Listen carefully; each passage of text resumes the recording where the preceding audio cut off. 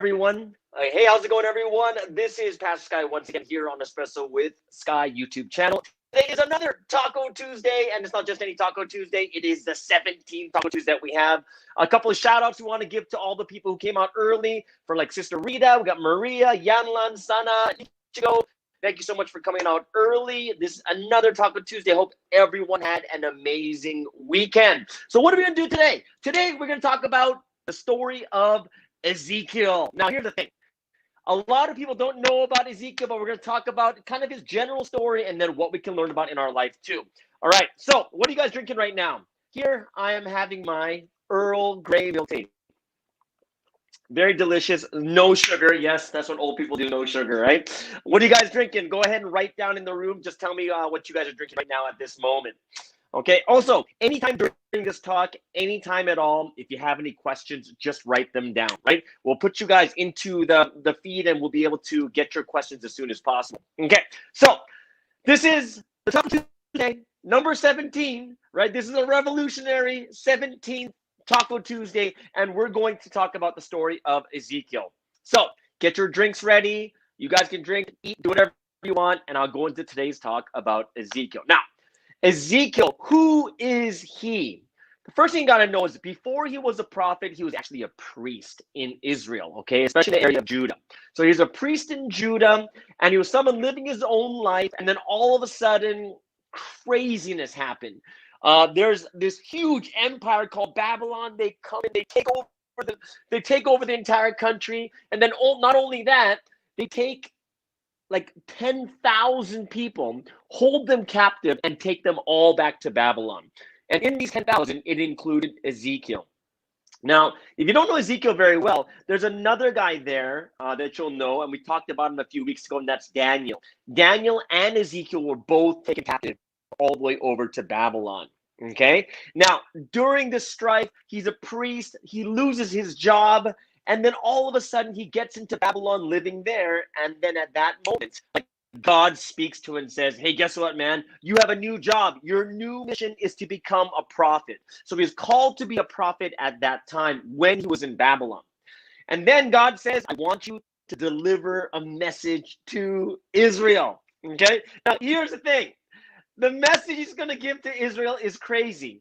The message is basically, you are wicked, you are evil, and because of this, Jerusalem, the temple, everything's going to be destroyed. Okay, so that's the message he has to give. Now, there was someone who came right before him, okay? And his name was Jeremiah. He came right before Ezekiel, and guess what happened to him? He gave a similar message saying, you guys are wicked and bad, and stories were told that he was stoned by his own people. Okay, so that's how they reacted to this. So now all of a sudden, it's Ezekiel like, God's like, tell him the same message. He's like, what? Like, you want me to say it? But they stoned that guy last time, right? So he goes out and says, guys, let me tell you how crazy things are going to be. So there's some things that he did to show people how bad things are, that if I tell you, you're not going to believe this. Okay, so one of the things he does, God tells him, okay, lie on your left side. So he's on his left side. He's tied down, so he can't move. Guess how long? 390 days he was lying on his left side, tied down, right? And he's saying, hey, guess what, Israel? This is what you're going to be like. Now, at that time, Israel split into two parts. It was Israel and Judah. After lying down motionless for 390 days, which is over a year, what did he do? The next thing he had to do was flip onto his left side, tied him down. He said, this is for Judah, and it was an extra 40 days. Okay? So you're talking about 430 days lying on his left and his right side. After lying motionless on his side, guess what the next thing he told to do? He's like, hey, I want you to make some bread, but there's something I want you to do to show these people how bad it is. And he's like, what do you want me to do? He's like, yeah, make the bread in a special way. I'm going to tell you how to make it. But, you know the fire you bake the bread with? I don't want you to use wood. And Ezekiel's like, what do you want me to use? And he says, cow poop. He wants him to bake bread. It's like cow dung bread, okay? So you have all that cow dung, you burn it, and you use that as the fire to bake your bread. And he says, show these people what's going on. He's eating cow dung bread. Now, there was someone who tried to do this once, okay? And what happened was, he said it was so disgusting. It was so disgusting that he fed it to his dog, and even the dog wouldn't eat it. Okay, so if you think about this, it's pretty crazy what's going on. So even that, you're like, what the heck is going on? And what actually happened was, yeah, he had to eat cow dung bread to show the people what was going to happen. And then what eventually happens is Jerusalem does get destroyed, right? What eventually happens is not only just does Jerusalem get destroyed, but also the temple of God gets destroyed. And once Ezekiel hears that news, all of a sudden the message shifts, right? After Jerusalem's destroyed, the next thing that happens is his message changes to a message of hope. And secondly, it changes to a message of restoration, that God is with them and everything's going to be great and okay. So here's the thing that we're looking at now is what? Now we see is, wait a second, you just spent 7 years telling everyone doom and gloom. Everyone, it's going to be the worst thing ever. And the moment everything happens, he switches over to, hey, guess what? Things are going to be great. You got to have hope. God is with you. And not only that, everything will be restored. A new temple, a new city, everything's going to be restored. And what's interesting thing about this is he preached this message, and he actually got a vision. And in this vision is one of the most famous visions he's ever gotten. And this famous vision is what you call like the Valley of the Dry Bones. And I call it the zombie vision. And the reason I call it the zombie vision is not because they're actual zombies, but in this valley, just littered with bones everywhere. Bones are everywhere, just dry. They're bone dry. And God tells him to speak to these bones. And what happens is, all of a sudden, these bones begin to shake, and all of them begin to come together, and flesh starts to build on it, and all these bones come back to life. And God says, that is what's going to happen to Israel, is you guys are going to come back to life, right? So that's the only reason I call it zombie vision is because like the dead come back to life, right? So that's the only reason I said that, okay? So that's kind of like the general story of Ezekiel.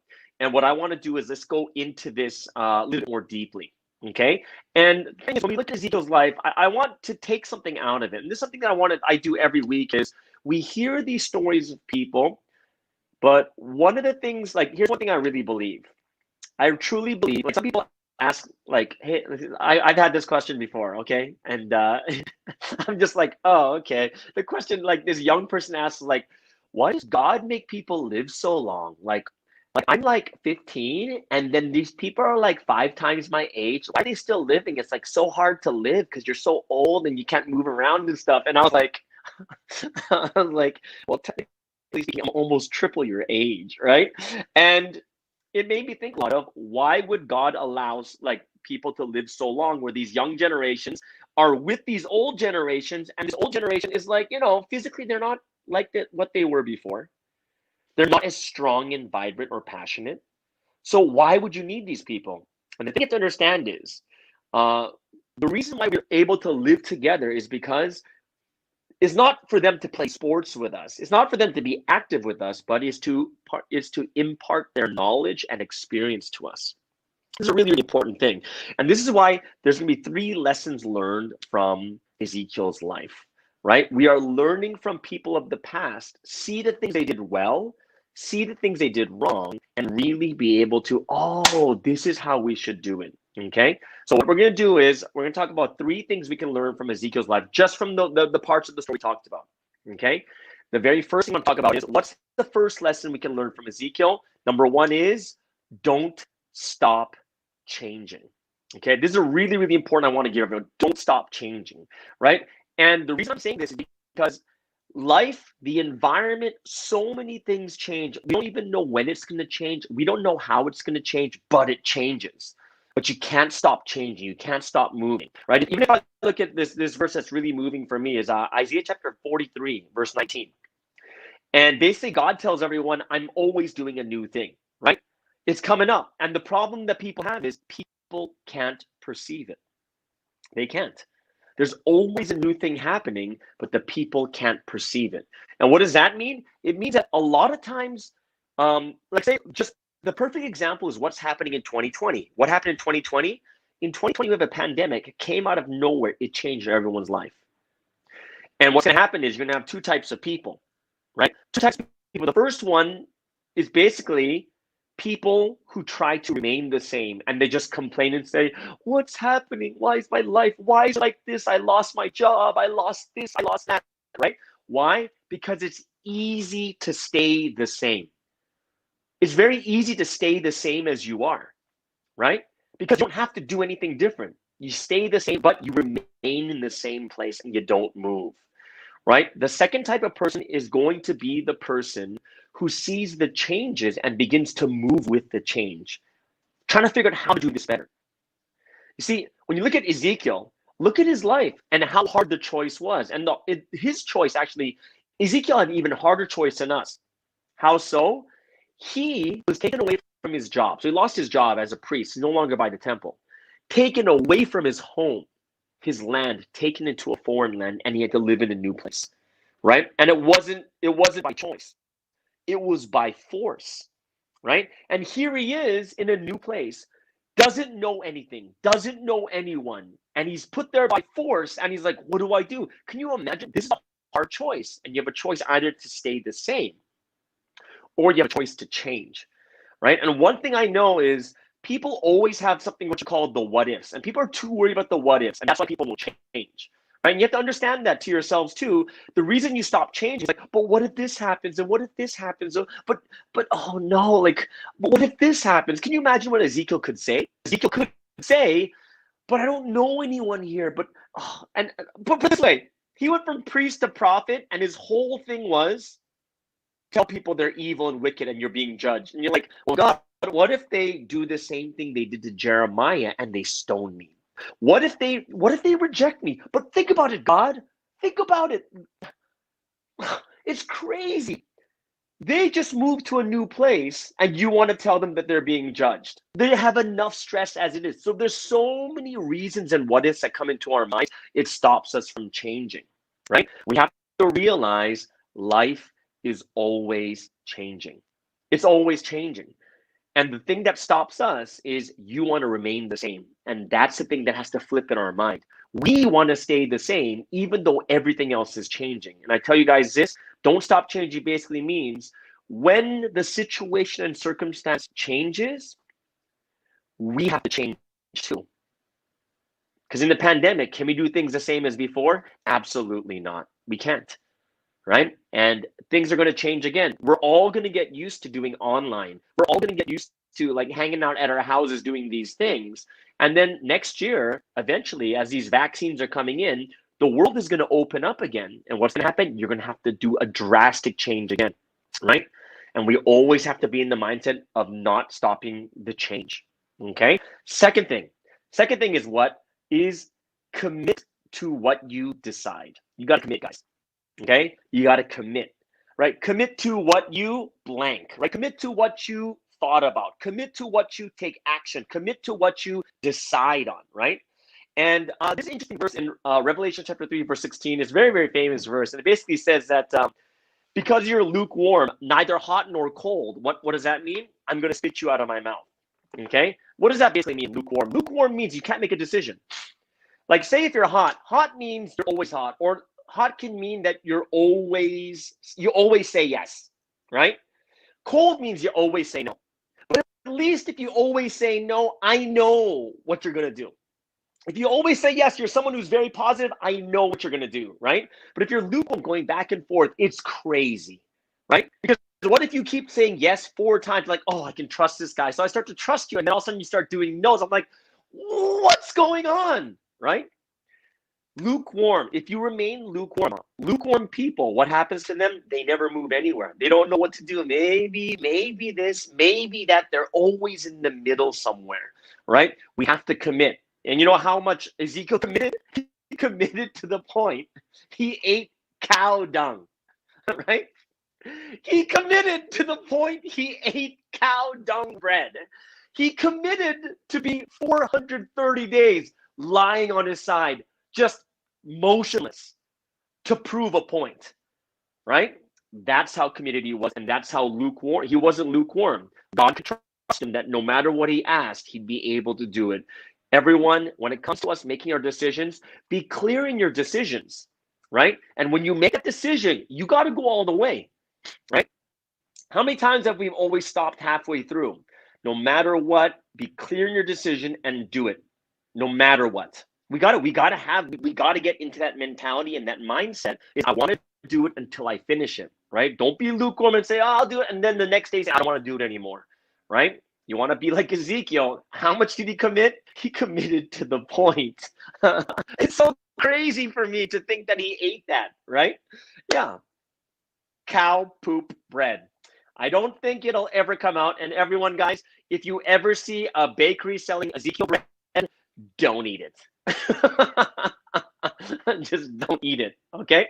Last but not least, third thing. What's the third thing that we can learn from?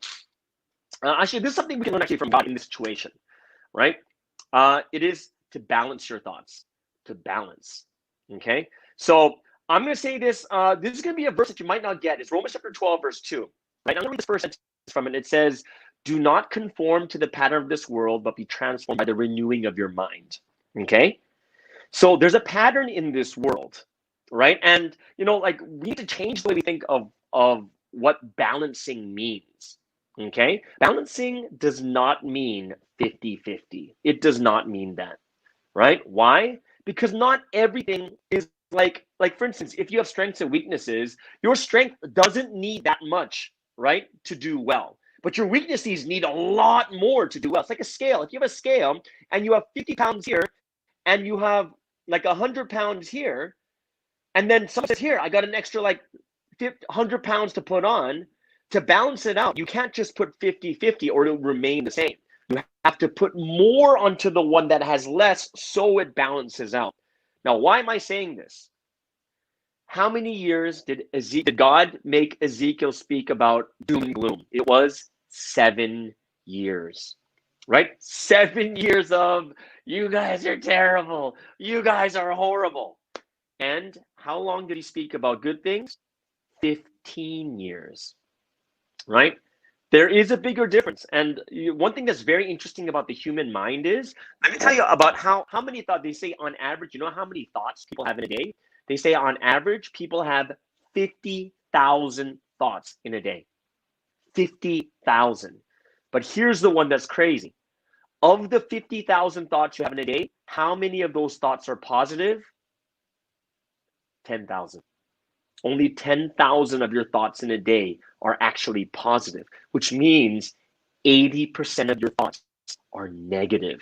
Isn't that crazy? 80% of your thoughts are not thinking in a good way, only 10,000, which means what? In order to balance well, just like God, what did he do? Even though it was 7 years of bad news, he had to go 15 years of good news just to get it in people's minds, because they've been going through this like, oh my gosh, this is so crazy. We've gone through such a terrible life.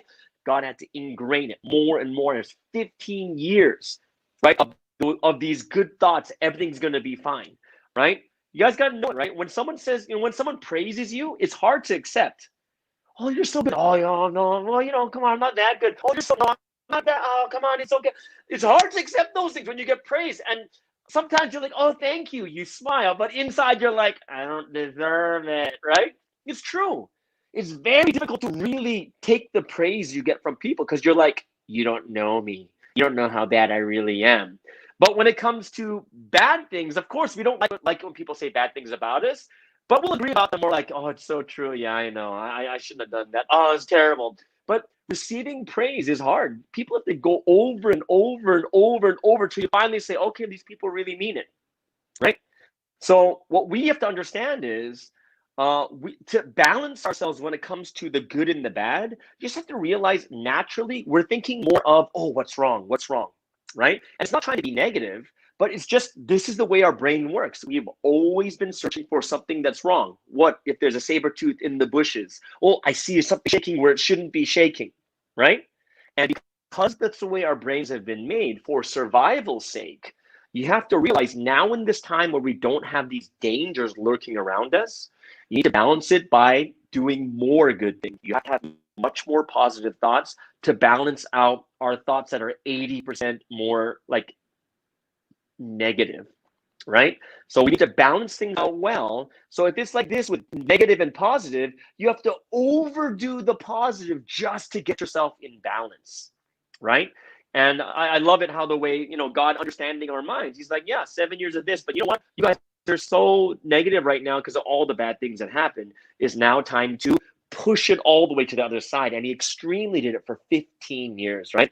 And I really suggest for a lot of us here too, when you meet your friends, family, when you're at church, school, work, whatever it is, you should praise more, right? Praise more, encourage more, right? Because it's going to take 5 times the amount of your praise just for them to finally get it in their heads. How many times have you fought with someone? You said, "Oh, you did so well. Oh, I didn't do that well. No, you really did well. Oh, really? Yeah, you did well. Yeah." How many times did you actually told them 5 times, right? You did well. No, I didn't. Oh, come on, you did well, right? No, I swear you did really well. Oh, really? Yeah, you did really, really well. Trust me, you did so well. And you already did it 5 times, and finally they're like, "Oh, okay. Well, thank you so much," right? It usually takes that much anyways, because it's like the battle in their head is there, right? So I hope that all of us here too, when you look at Ezekiel's life, and anyone, right, to meet who's been through different experiences, it's always good to learn and to get that wisdom and experience imparted into us, right? And that's why we learn about these Bible stories, learn about their life, and understand how it can affect us too. Okay, so I really hope that everyone had a wonderful time today learning about the story of Ezekiel. I'm going to give you guys a few moments just to write your questions down, and then we'll get into today's question and answer. So I'm going to just have a little sip of my drink here.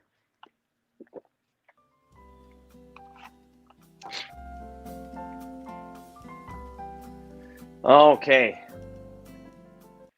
So now that your questions are all coming in, let's get into today's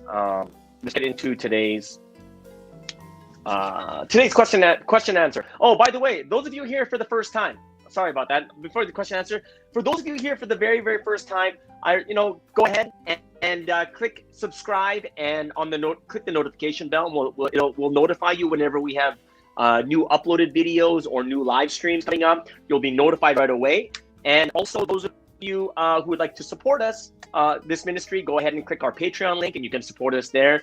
And last but not least, we have our small group Bible studies on Saturdays. You just kind of click in. We have a Zoom Bible study, smaller groups, a little bit more intimate. You can ask questions and everything else like that too. And you'll meet lots of people from all over the world. You'll meet people from Mongolia. You'll meet people from anywhere, right? So anyone who'd like to join, just go ahead and write your name in there. Cool.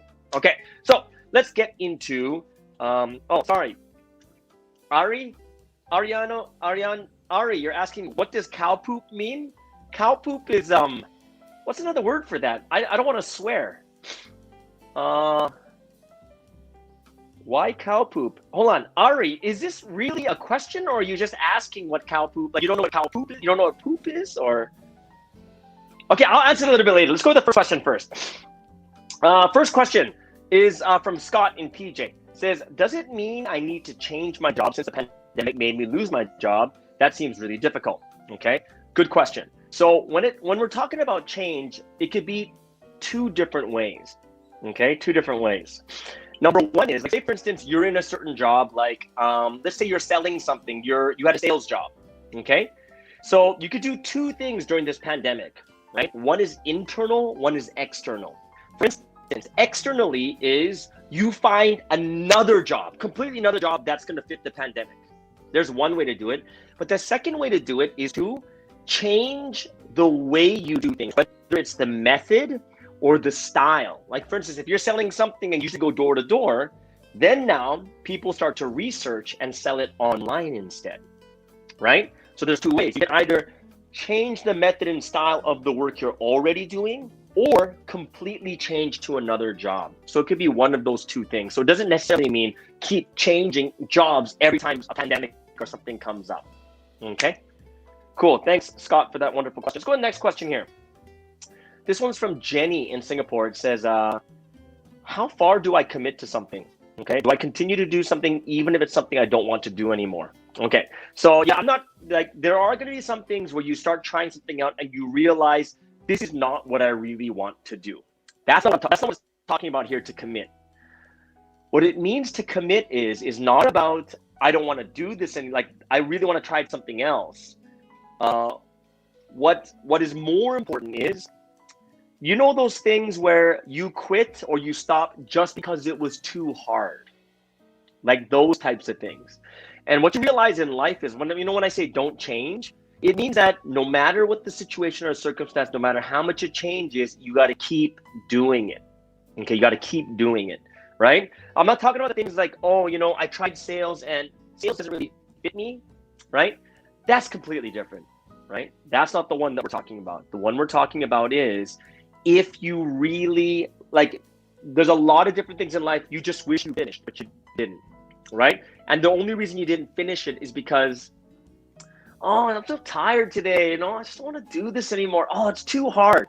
Everything is hard, guys, right? Everything's hard. So I'm talking about those things, not the, I've tried it out for a long time, but I really feel that's not the thing I really want to do. I'm going to try something else. Like, that's a completely different thing.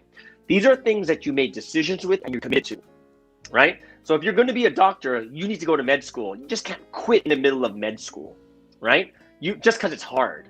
You got to pull through, commit to it until the end, until you eat cow poop. Cow poop bread. Okay, let's go over to the next question. Next question is from Joe. Where's Joe from? Joe is from, okay.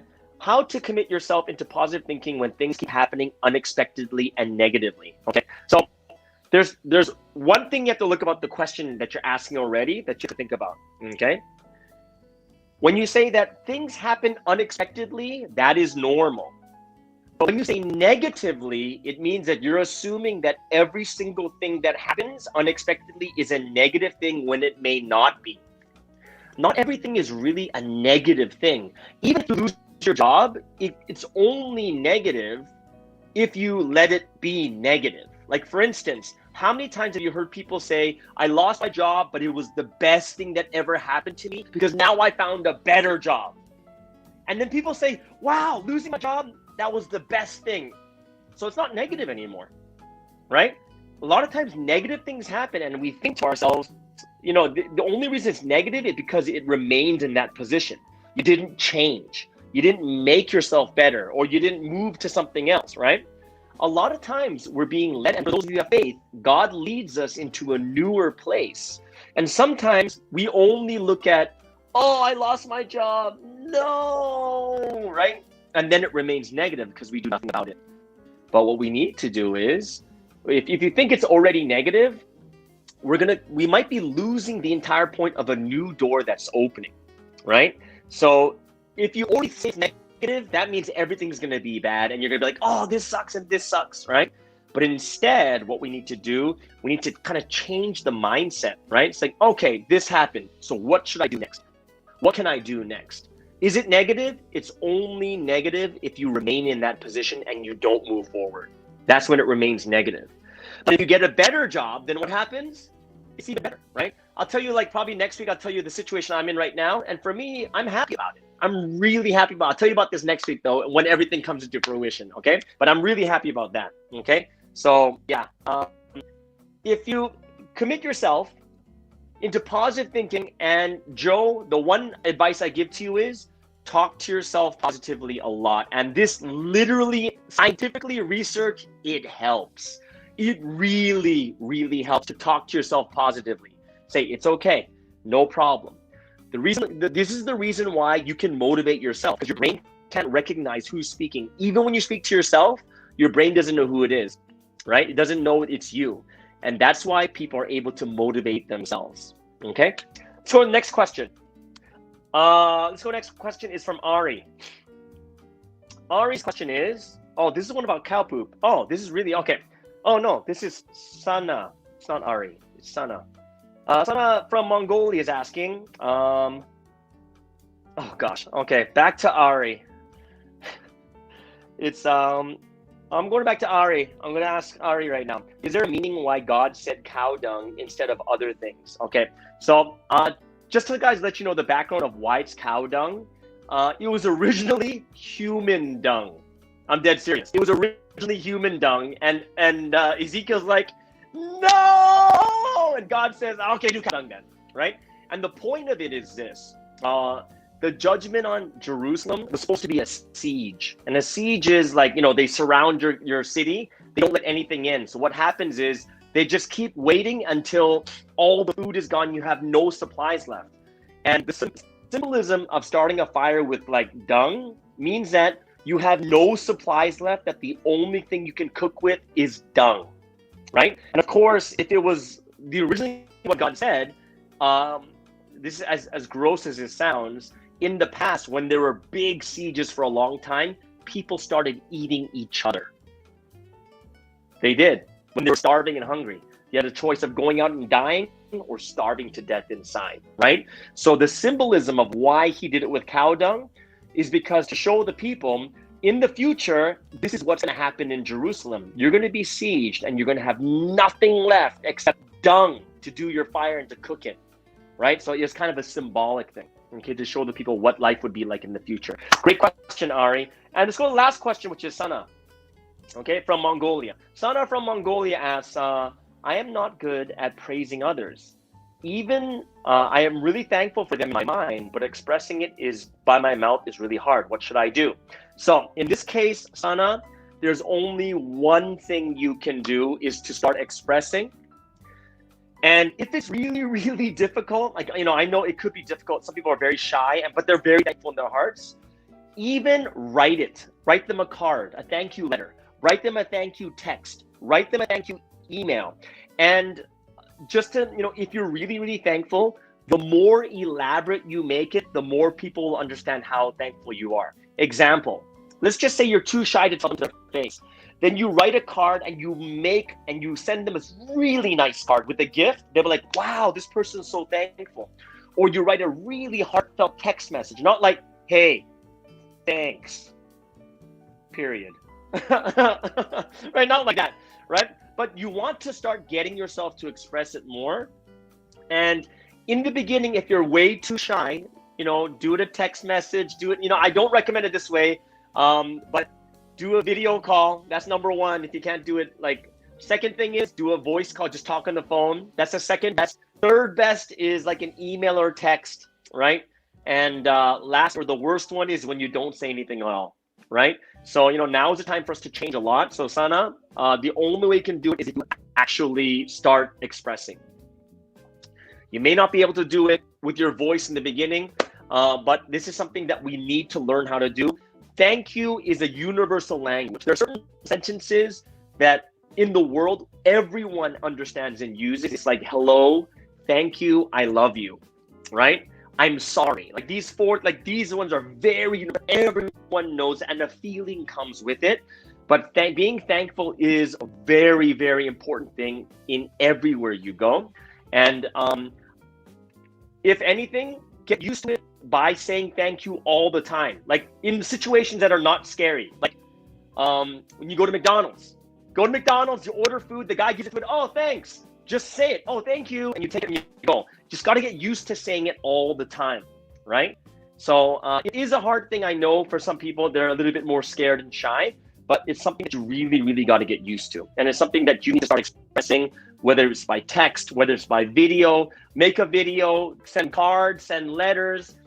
Everywhere you go, when you buy something, always say thank you, thank you, thank you. It's such a blessing to be able to say thank you to someone. And when you say thank you to someone, you're not only blessing them, but you're blessing yourself too. Okay?